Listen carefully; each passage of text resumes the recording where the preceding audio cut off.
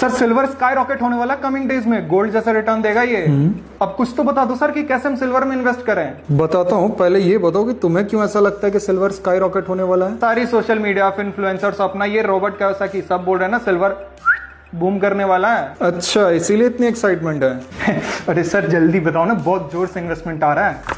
Investment को थोड़ा control करो, वरना गलत जगह निकल गया ना तो प्रॉब्लम हो जाएगा। मतलब गोल्ड और सिल्वर में ना बहुत फर्क है। गोल्ड एक स्टेबल एसेट है पर सिल्वर नहीं। फर्क क्या है सर? दोनों सेफ हेवन एसेट है, दोनों प्रीशियस मेटल भी है और इसका तो इंडस्ट्रियल यूज भी है। Exactly, industrial use.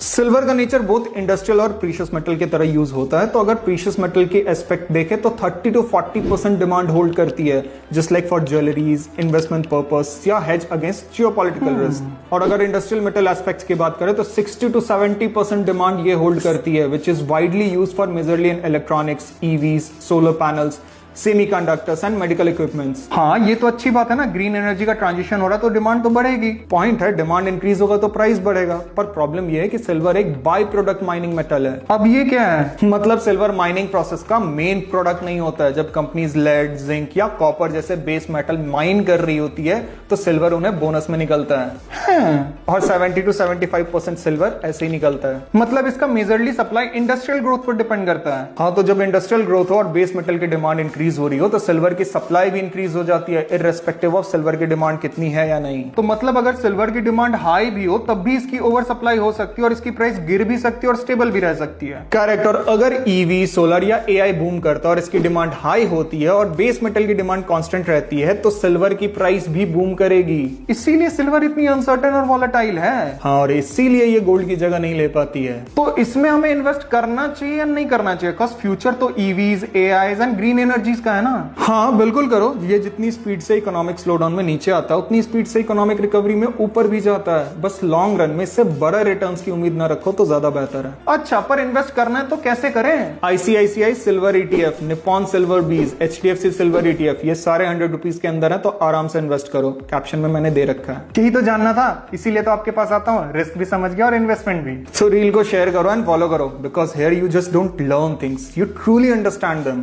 तो till then, thank you and happy investment.